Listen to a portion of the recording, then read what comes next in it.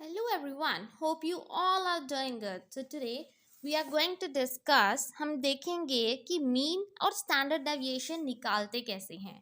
ठीक है जी। मीन और स्टैंडर्ड डेविएशन कहने का मतलब अगर आप स्टैंडर्ड डेविएशन वैसे भी आप सॉल्व करते हो तो उसके लिए आपको पहले मीन निकालना पड़ेगा। तो आपको क्वेश्चन या तो सीधा आएगा कि स्टैंडर्ड डेविएशन निकालें या सीधा आएगा कि मीन और स्टैंडर्ड डेविएशन दोनों निकालनी है। तो हर केस में आपको मीन तो निकालना ही पड़ेगा। तो सबसे पहले हम मीन कैसे निकालते हैं वो देखते हैं, फिर हम आगे कंटिन्यू करेंगे विद द स्टैंडर्ड डेविएशन। जैसे कि आपको क्लास इंटरवल दिए गए हैं 10 to 20, 20 to 30, 30 to 40, मतलब 80 तक, और आपको फ्रीक्वेंसी दी गई है। ये आपके सामने फ्रीक्वेंसी है, ये टेबल आपको इतना सा मिलेगा।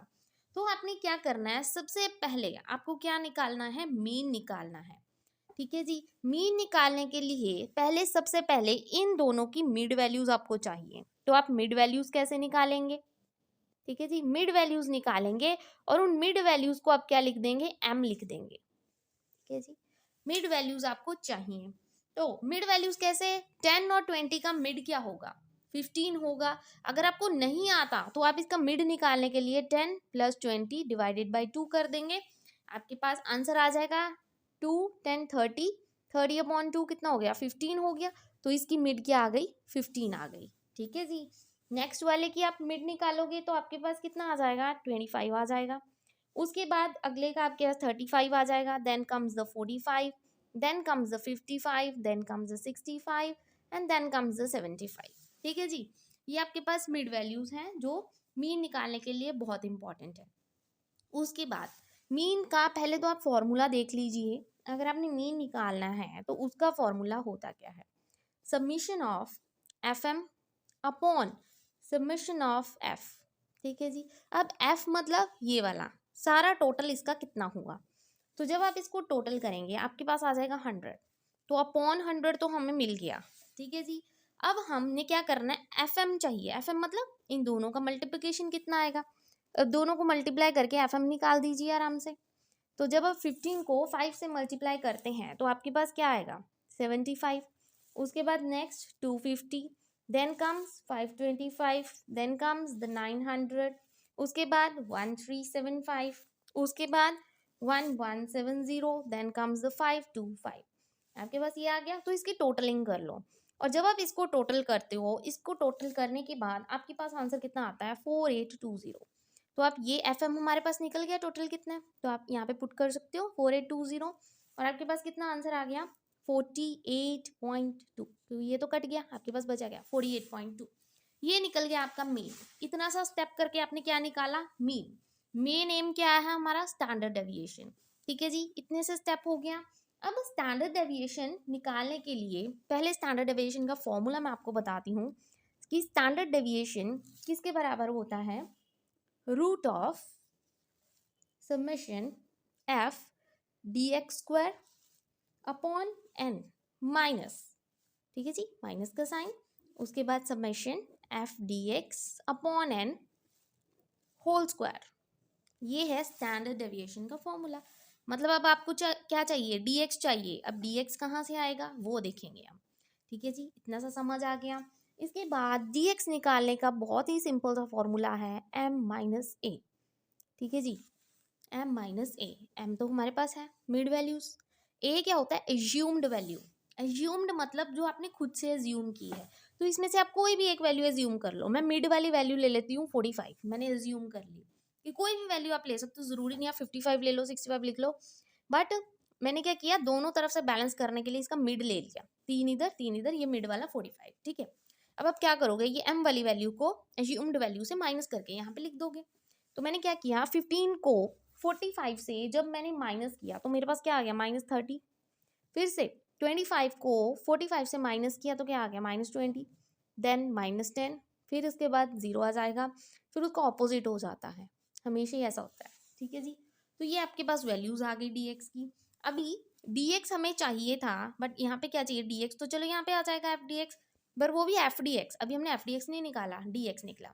dx स्क्वायर भी चाहिए, बट उसके पहले हमें क्या करना है, एफ डी एक्स चाहिए, राइट। जो जो चाहिए हम एक एक करके निकाल देंगे। एफ डी एक्स कैसे निकलेगा हमारे पास, डी एक्स की वैल्यूज तो ये रही, एफ हमारे पास ये रहा।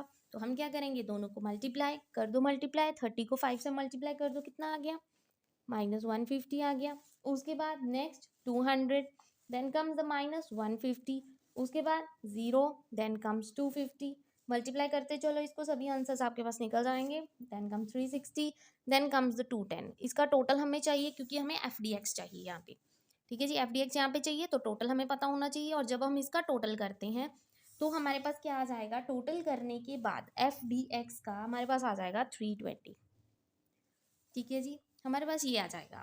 अब हमने क्या चाहिए, और चाहिए हमें क्या, FDX स्क्वायर चाहिए, ठीक है, DX तक तो निकल गया, तब स्क्वायर कैसे करेंगे, इसका स्क्वायर यहाँ पे कर देती हूँ मैं, FDX स्क्वायर। FDX स्क्वायर करने के लिए आपने कुछ नहीं करना, ये आपके पास क्या है, DX की वैल्यूज पड़ी हैं और ये आपके पास FDX की, मतलब FDX और आपको क्या चाहिए, एक और DX, क्योंकि स्क्वायर की बात है।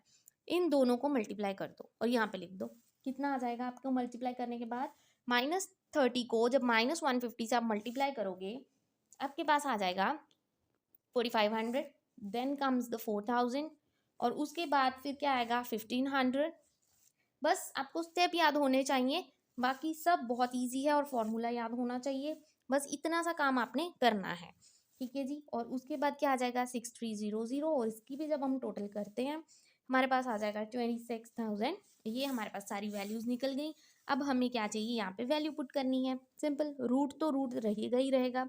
FDX स्क्वायर हमारे पास कितना आया, अभी हमने देखा FDX हमारे पास 26,000 आया, तो हम यहाँ पे पुट कर सकते हैं 26,000 अपॉन क्या है n मतलब नंबर ऑफ टर्म्स, कितने नंबर ऑफ टर्म्स हैं यहाँ पे, टोटल कितने थे हमारे पास 100 आया था, तो हम क्या करेंगे टोटल 100 माइनस FDX। अब FDX कितना आया था हमारे पास, FDX आया था 320, तो फिर से हम पुट कर देंगे 320 अपॉन कितनी टोटल वैल्यूज थी, वही 100 थी, बट इसका होल स्क्वायर था अभी हमारे पास, ठीक है, तो इसको निकाल दो, ये कट गया पहले तो, बहुत सिंपल सा, ठीक है जी। और रूट करके हमारे पास कितना आ गया 260 माइनस, जब हम इसको भी कट करेंगे तो हमारे पास क्या आ जाएगा 3.2 होल स्क्वायर, ठीक है, ये आ गया।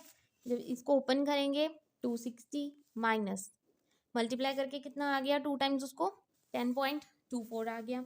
अब हम क्या करेंगे, टोटल इसका रूट निकालेंगे 249.76।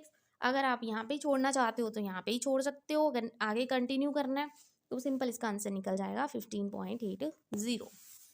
तो ये है सिंपल सा कि आपने मीन और स्टैंडर्ड डेविएशन निकालना कैसे है, ठीक है जी। तो ये आपके सामने सम है, सारा आप देख सकते हो, मीड वैल्यूज निकालनी है, FM निकालना है, DX निकालना है जो हमें चाहिए, FDX चाहिए और FDX स्क्वायर चाहिए। ये आपके पास फॉर्मूला है मीन और स्टैंडर्ड डेविएशन का। I hope today's video is useful for you. Thank you very much and please don't forget to like and subscribe my channel.